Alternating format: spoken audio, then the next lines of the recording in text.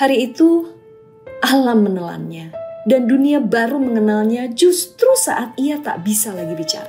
Sementara itu di WhatsApp keluarga saling bertanya, apa kabar Juliana?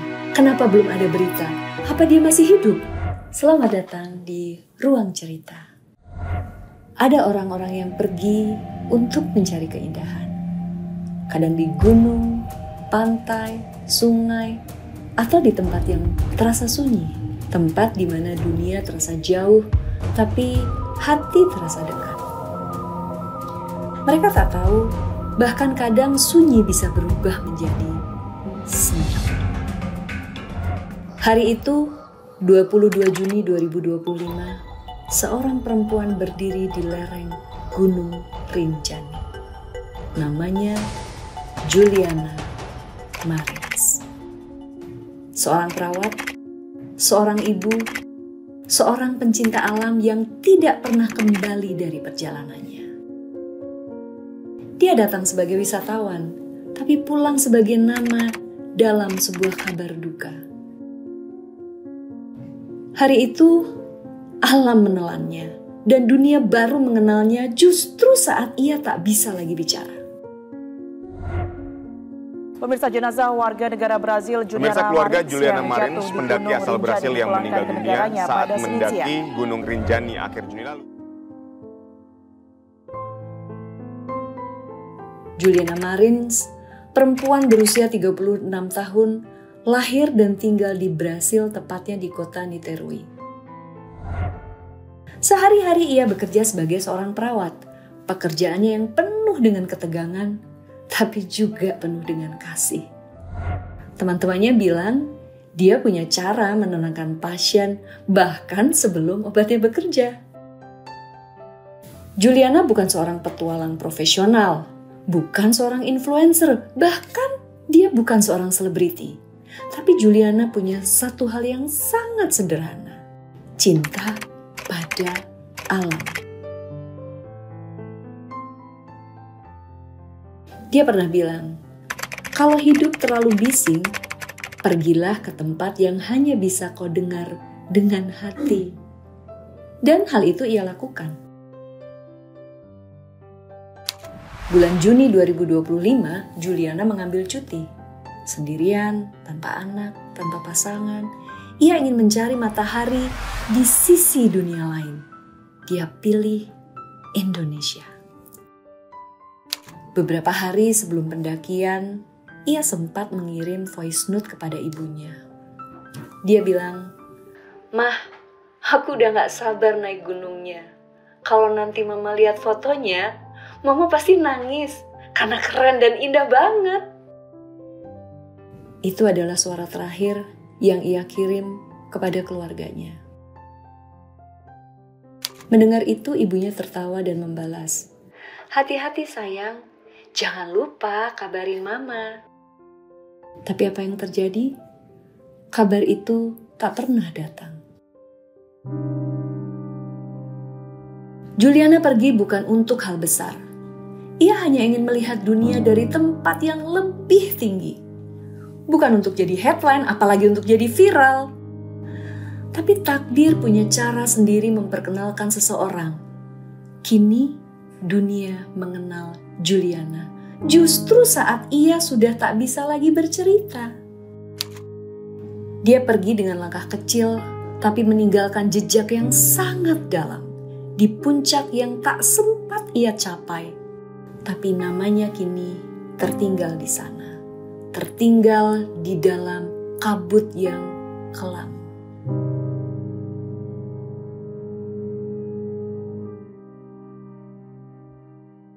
Di tanggal Juni 2025, Juliana memulai pendakiannya di jalur Sembalun. Jalur yang terkenal panjang dan terpapar oleh angin. Dan cuaca hari itu memang tidak sempurna. Kabut turun sejak pagi. Tapi seperti banyak pendaki lainnya, ia tetap melanjutkan langkahnya. Mungkin ia berpikir, gunung tak selalu menyambut. Kadang ia diam, kadang ia juga menelan. Dan sekitar pukul 1 siang, Juliana dilaporkan terpeleset dan jatuh di dekat pelawangan, tepat di area yang berbatasan langsung dengan jurang batu. Informasi awal menyebutkan, kaki Juliana terpeleset saat hendak melangkah ke tempat istirahat. Tubuhnya jatuh dalam jurang sedalam 150 hingga 200 meter. Beberapa pendaki di sekitarnya melihat kejadian itu. Mereka langsung memberitahu tim pemandu. Laporan darurat segera dikirim ke otoritas dan proses pencarian pun dimulai. Tapi kabut menebal, tepi jurang curam untuk dituruni, dan hari mulai gelap. Waktu berlalu dan di dalam kabut itu Juliana tak bersuara.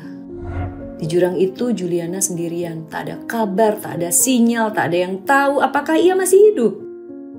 Dan hingga di malam pertama berlalu, tim belum bisa turun ke lokasi jatuhnya tubuh Juliana.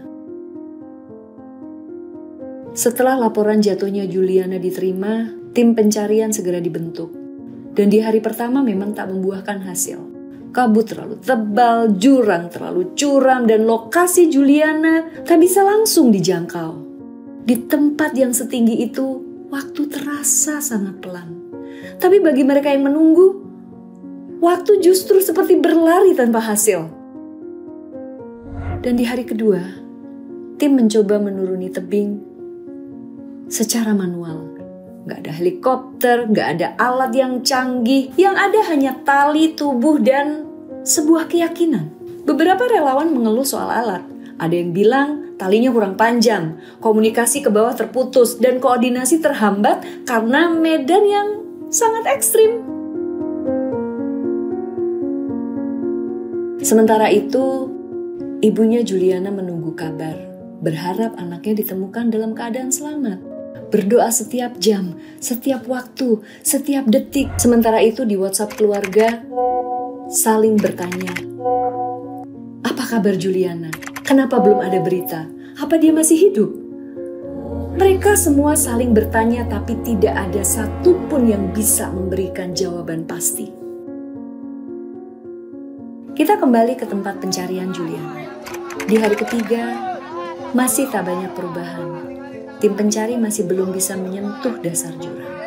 Sementara hujan mulai turun dan suhu udara di puncak Rinjani menurun drastis di malam hari.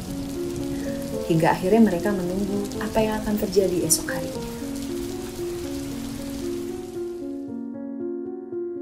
Dan di hari berikutnya, di hari keempat, tubuh Juliana berhasil ditemukan. Namun sudah tidak bernyawa. Dan menurut otopsi, luka parah di bagian dalam dan ia meninggal 20 menit setelah ia terjatuh. Dia di sana selama 3 hari, tapi tidak ada yang bisa menjangkaunya. Ia diam, menunggu, lalu hilang dalam sunyi. Dan butuh 4 hari untuk menemukan tubuh Juliana Marins. Dan hampir 5 jam penuh untuk mengevakuasi dia dari dalam jurang. Tanpa helikopter, tanpa alat angkat, tanpa teknologi pendeteksi posisi, semuanya dilakukan masih dengan secara manual. Seutas tali, satu tim, dan medan yang sangat tidak bersahabat. Beberapa relawan mengatakan alat yang digunakan memang masih sangat terbatas. Tak ada drone mahal, gak ada alat pengaman yang modern. Bahkan komunikasi radio memang sempat terputus beberapa kali. Beberapa kutipan dari para relawan mengatakan, kami harus bawa naik sendiri. Batu-batu terus jatuh dari atas. Belum lagi kabut yang datang makin pekat. Jarak pandang hanya ada 2 meter, gak lebih dari itu. Di Brazil, ibu Juliana pun mulai bertanya, kenapa pencariannya begitu lama? Kenapa tidak ada bantuan yang lebih cepat? Kenapa? Kenapa? Dan kenapa begitu sepi? Publik pun mulai bersuara. Anggota DPR mulai menyebut, evakuasi masih terlalu bergantung pada metode lama, bahkan disebut sebagai prosedur darurat yang belum bertransformasi. Tapi semua suara itu datang setelah semuanya terlambat. Setelah Juliana kembali dalam kantong jenazah. Setelah tubuhnya diturunkan dengan tangan-tangan yang kelelahan. Setelah semua sudah diupayakan dan sudah dilakukan. Tapi tidak ada waktu yang bisa menyelamatkannya. Pertanyaannya sekarang bukan siapa yang salah, tapi apa yang bisa diperbaiki. Tapi di sini sebagai learning point-nya adalah, atau lesson learning adalah satu, bahwa Taman Nasional Gunung Rinjani itu harus membuat standarisasi. Karena dalam setiap evakuasi yang lambat, selalu akan ada nyawa, korban jiwa, yang mungkin tak sempat kita selamatkan. Dan di tanggal 1 Juli 2025, jenazah Juliana tiba di negaranya, di Brasil. Diterima oleh keluarganya. Dari ketinggian Rinjani ia kembali dalam peti yang diam. Dari tempat ia mencari hidup, ia pulang membawa luka. Di Bandara Rio de Janeiro, ibunya berdiri menanti. Tak ada senyum, tak ada sambutan. Yang datang hanyalah tubuh, yang tertinggal adalah luka. Beberapa hari kemudian, jenazah Juliana dimakamkan di kampung halamannya. Upacara kecil, tak ada keramaian, hanya keluarga, beberapa teman dekat, dan pelukan yang panjang di antaranya. Keluarga sempat meminta otopsi ulang. Mereka ingin tahu berapa lama sebetulnya Juliana bertahan di sana. Apakah ia benar-benar langsung meninggal? Atau ada cerita lain yang mereka tidak memahaminya? Juliana mungkin sempat sadar. Mungkin sempat juga merasakan sakit. Tapi yang pasti ia tak sempat berpamitan. Kisah Juliana pun menjadi sorotan di media nasional Brazil. Bukan karena kontroversi, tapi karena kehilangan ini terasa sunyi untuk dibiarkan begitu saja. Bagi ibunya, Juliana bukan simbol tragedi. Tapi ia tetap anak perempuannya yang pergi dan tak sempat bilang selamat tinggal ibu. Seandainya aku bisa peluk ia sekali lagi, aku akan minta dia jangan pergi, Nak. Mungkin itu yang diucapkan Ibu Juliana. Seandainya ia bisa memutar waktu kembali. Juliana mungkin memang tak bisa diselamatkan. Lukanya terlalu berat, waktunya terlalu singkat. Tapi ada yang masih bisa diselamatkan.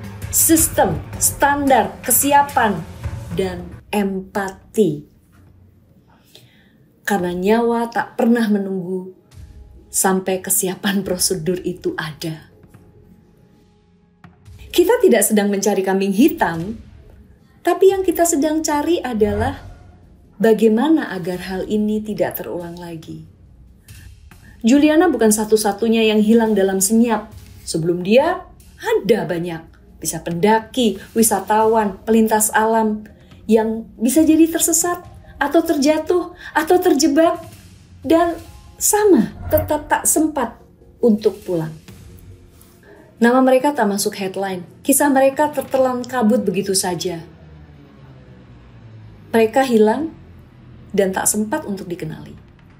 Inilah saatnya kita untuk bertanya, bukan tentang siapa, tapi tentang bagaimana kita bisa menjadi lebih siap, bagaimana kita bisa menjadi lebih tanggap, dan bagaimana kita bisa menghargai sebuah nyawa sebelum menjadi hanya angka statistik belaka.